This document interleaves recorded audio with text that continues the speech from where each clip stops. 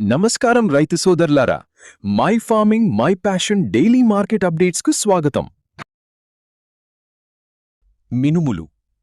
మినుము మార్కెట్ ఈరోజు సరికొత్త రికార్డులను సృష్టించింది.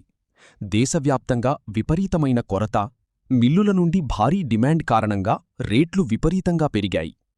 విజయవాడ మార్కెట్లో ఈరోజు అనూహ్యమైన మార్పు వచ్చింది.